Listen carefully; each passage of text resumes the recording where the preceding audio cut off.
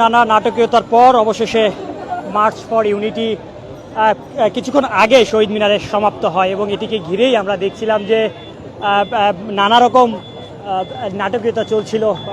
অনেকেই বলছিল সম্ভাবনা রয়েছে, অনেক ক্ষেত্রে শোনা যাচ্ছিল যে এটি হওয়ার সম্ভাবনা নেই। আপনাদের জানিয়ে রাখি, বৈষম্যবিরোধী ছাত্র আন্দোলনের আহ্বায়ক হাসনাত আবদুল্লাহ সর্বশেষ বক্তব্য দেন এবং তিনি সেই বক্তব্যে বলেন, আমাদের জুলাই গণ অভ্যুত্থানের কোনো ঘোষণাপত্র নেই।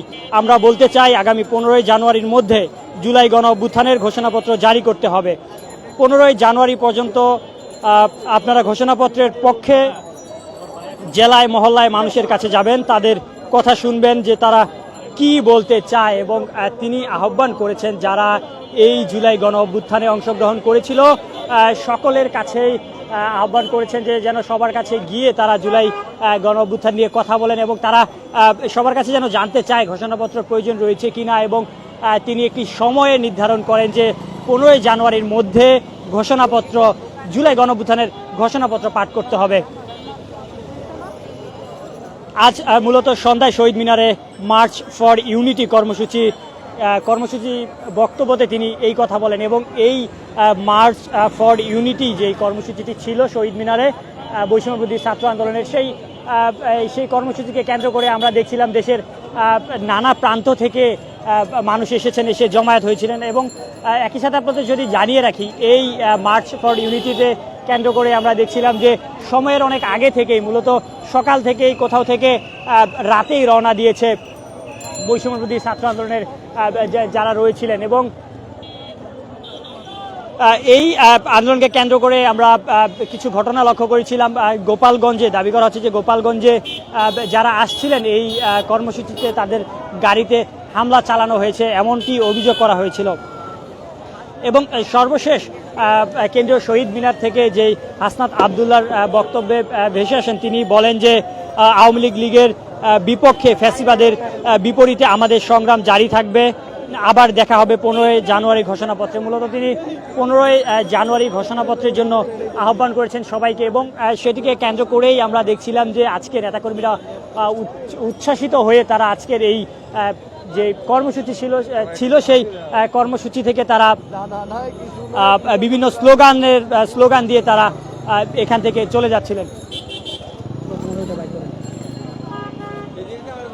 এর আগে বিকেল 4টায় ঢাকা কেন্দ্রীয় শহীদ মিনারে বৈষম্যবিরোধী ছাত্র আন্দোলনের মার্চ ফর ইউনিটি কর্মসূচি শুরু হয়। মূলত যেটি বলছিলাম যে মূলত এই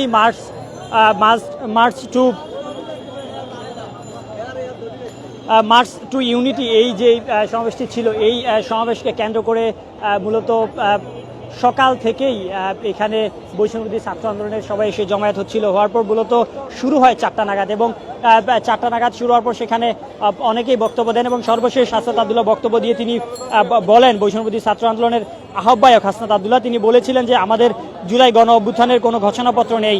আমরা বলতে চাই আগামী 15ই জানুয়ারির মধ্যে জুলাই গণ অভ্যুত্থানের ঘোষণাপত্র জারি করতে হবে। 15 জানুয়ারি পর্যন্ত আপনারা ঘোষণাপত্রের পক্ষে জেলায় মহল্লায় মানুষের কাছে যাবেন, তাদের কথা শুনবেন তারা কি বলছে। এই কথাটি মূলত যারা এখানে এসেছিলেন এই কর্মসূচিতে তাদেরকে লক্ষ্য করে বলা হয়েছিল। এবং আপনাদের জানিয়ে রাখি এই কর্মসূচিতে মূলত সারা বাংলাদেশ থেকেই মানুষ আসেন এবং এখানে তুমি কে আমি কে বা বাংলাদেশ বলে বিভিন্ন ধরনের স্লোগান আমরা লক্ষ্য করেছি। আবু সাইদ মুগ্ধ, শেষ হয়নি যুদ্ধ, দিল্লি না ঢাকা, ঢাকা ঢাকা, ক্ষমতা না জনতা, জনতা জনতা, এভাবেই বিভিন্ন স্লোগান নিয়ে মিছিল নিয়ে কেন্দ্রীয় শহীদ মিনারে মার্চ ফর ইউনিটি সমাবেশে জমায়েত হয়েছিল হাজার হাজার মানুষ।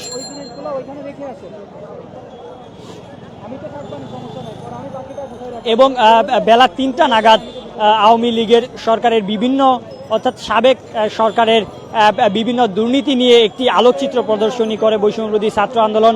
এরপর মঞ্চ থেকে স্লোগান শুরু হয়। বিকেল 4টা 1 মিনিট থেকে 4টা 1 মিনিটে নীরবতা পালন করা হয়। এরপরে একজন শহীদের বাবার বক্তব্যের মধ্যে দিয়ে এই সমাবেশ শুরু হয় এবং সর্বশেষ সমাবেশ থেকে হাসনাত আবদুল্লাহ তিনি বলেন 15ই জানুয়ারির মধ্যে জুলাই গণঅভ্যুত্থানের ঘোষণাপত্র তারা পাঠ করবেন এবং তার আগে অর্থাৎ 15ই জানুয়ারির আগ পর্যন্ত তারা সকলের কাছে যাবেন, গিয়ে কথা বলবেন এই জুলাই গণ অভ্যুত্থান নিয়ে।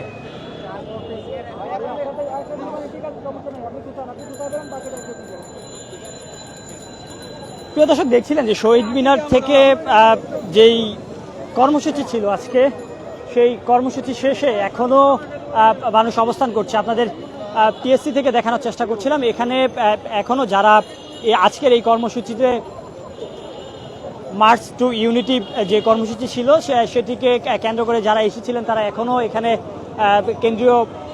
কেন্দ্রীয় শহীদ মিনার থেকে এসে তারা রাজু ভাস্কর্যের সামনে অবস্থান করছে এবং দেখছেন যে অনেকের কাছে এখনও ব্যানার রয়েছে।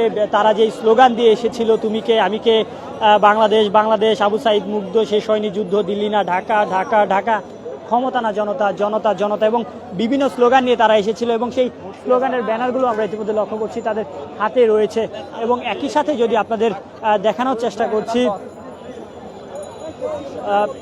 এর পাশে মূলত শেখ হাসিনার ছবি রয়েছে এবং এই ছবিতে সকাল থেকেই মূলত এখানে মানুষ এসে বিভিন্ন ধরনের ইট দিয়ে ছুঁড়ে মারছিলেন, জুতা ছুঁড়ে মারছিলেন এবং কিছুক্ষণ আগেও লক্ষ্য করা গিয়েছিল যে এখান থেকে আজকের মার্চ টু ইউনিটি যেই সমাবেশটি ছিল এটি শেষ করে যাওয়ার সময় সকলে এখানে জুতা নিক্ষেপ করছিল এবং বিভিন্ন ধরনের স্লোগান দিচ্ছিল।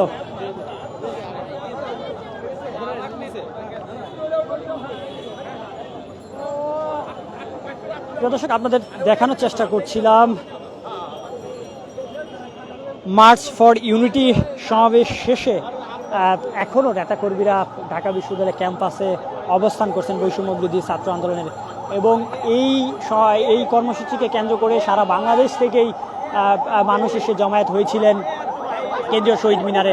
সকাল থেকে এসে জমায়েত হচ্ছিলেন এবং 3টা নাগাদ তারা সাবেক ক্ষমতাসীন দল আওয়ামী লীগের দুর্নীতির একটি চিত্র প্রদর্শনী করেন এবং তারপরে মূলত 4:01 তারা নীরবতা পালন করেন এবং নীরবতা পালন শেষে একজন শহীদের বাবার বক্তব্যের মাধ্যমে সেই সমাবেশটি শুরু করেন এবং সেই সমাবেশ শেষে বৈষম্যবিরোধী ছাত্র আন্দোলনের অন্যতম আহ্বায়ক হাসনাত আবদুল্লাহ তিনি বক্তব্য প্রদান করেন এবং সেখানে তিনি বলেন মূলত তাদের জুলাই গণ অভ্যুত্থানের কোনো ঘোষণাপত্র নেই, সেটি আগামী 15 জানুয়ারির মধ্যে পাঠ করা হবে এবং সবাইকে আহ্বান করেন যারা আজকের এই কর্মসূচিতে অংশগ্রহণ করেছিলেন সবাইকে আহ্বান করেন প্রতিটি পাড়ায় মহল্লায় সবার কাছে যেন যাওয়া হয় এবং সবার সাথে যেন কথা বলা হয়।